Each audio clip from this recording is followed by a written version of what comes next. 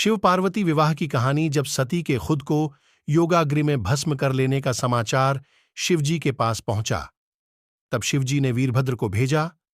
उन्होंने वहां जाकर यज्ञ विध्वंस कर डाला और सब देवताओं को यथोचित फल दिया। सती ने मरते समय शिव से यह वर मांगा कि हर जन्म में आप ही मेरे पति हों। इसी कारण उन्होंने हिमाचल के घर जाकर पार्वती का जन्म लिया। जब से पार्वती हिमाचल के घर में जन्म, तब से उनके घर में सुख और संपत्तियां छा गईं। पार्वती जी के आने से पर्वत शोभायमान हो गया। जब नारद जी ने ये सब समाचार सुने तो वे हिमाचल पहुंचे। वहां पहुंचकर वे हिमाचल से मिले और हंसकर बोले, तुम्हारी कन्या गुणों की खान है। ये स्वभाव से ही सुंदर, सुशील और शांत है। ये कन्या सुलक्षणों से संपन्न है। ये अपने पति को प्यारी होगी। अब इसमें जो 2-4 अवगुण हैं वे भी सुन लो। गुणहीन, मानहीन, माता पिता विहीन, उदासीन, लापरवाह। इसका पति नंगा, योगी, जटाधारी और सांपों को गले में धारण करने वाला होगा। ये बात सुनकर पार्वती के माता पिता चिंतित हो गए। उन्होंने देवर्षि से इसका उपाय पूछा। तब नारद जी बोले, जो दोष मैंने बताए, मेरे अनुमान से वे सभी शिव में हैं। अगर शिवजी के साथ विवाह हो जाए तो ये दोष गुण के समान ही हो जाएंगे।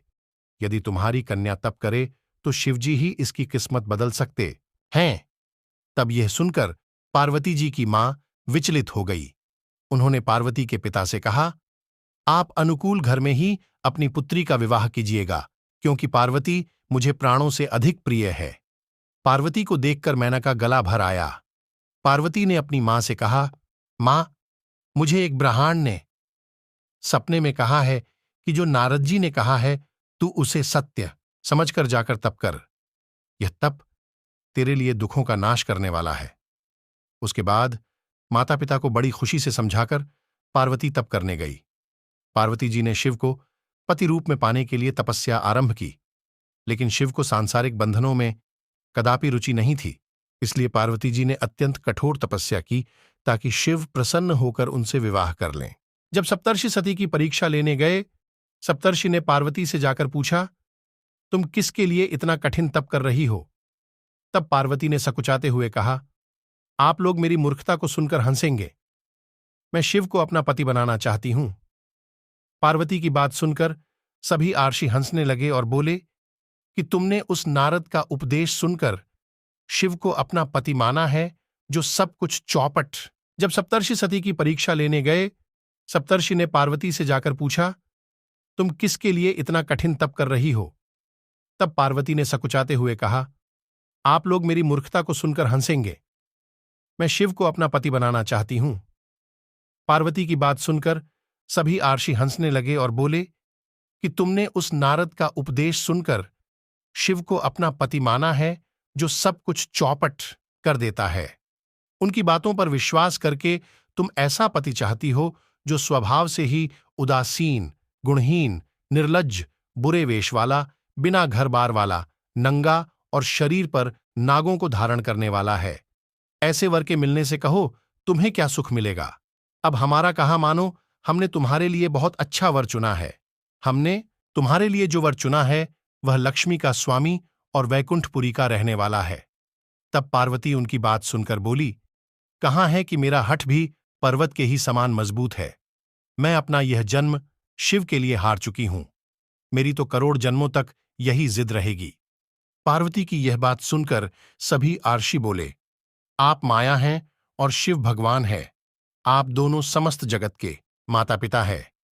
यह कहकर सप्तर्षि पार्वती को प्रणाम करके वहां से चले गए। पार्वती जी की दृढ़ निष्ठा ने जीत लिया। शिवजी का मन वर्षों तपस्या करने के बाद एक दिन पार्वती जी के पास एक ब्रह्मचारी आया। वह ब्रह्मचारी तपस्विनी पार्वती का अर्घ्य स्वीकार करने से पूर्व बोल उठा, तुम्हारे जैसी सुकुमारी क्या तपस्या के योग्य है? मैंने दीर्घकाल तक तप किया है। चाहो तो मेरा आधा या पूरा तप ले लो, किंतु तुम इतनी कठिन तपस्या मत करो। तुम चाहो तो त्रिभुवन के स्वामी भगवान विष्णु भी। किंतु पार्वती ने ऐसा उपेक्षा का भाव दिखाया कि ब्रह्मचारी 2 क्षण को रुक गया। फिर बोला, योग्य वर में 3 गुण देखे जाते हैं, सौंदर्य, कुलीनता और संपत्ति। इन तीनों में से शिव के पास एक भी नहीं है। नीलकंठ, त्रिलोचन, जटाधारी, विभूति पोते, सांप लपेटे शिव में तुम्हें कहीं सौंदर्य दिखता है? उनकी संपत्ति का तो कहना ही क्या, नग्न रहते हैं। बहुत हुआ तो चर्म, चमड़ा लपेट लिया। कोई नहीं जानता कि उनकी उत्पत्ति कैसे हुई। ब्रह्मचारी पता नहीं क्या क्या कहता रहा, किंतु अपने आराध्य की निंदा पार्वती को अच्छी नहीं लगी। अतः वे अन्यत्र जाने को उठ खड़ी हुईं। तब शिव उनकी निष्ठा देख ब्रह्मचारी रूप त्याग प्रकट हुए और उनसे विवाह किया। जहां दृढ़ लगन, कष्ट सहने का साहस और अटूट आत्मविश्वास हो, वहां लक्ष्य की प्राप्ति अवश्य होती है।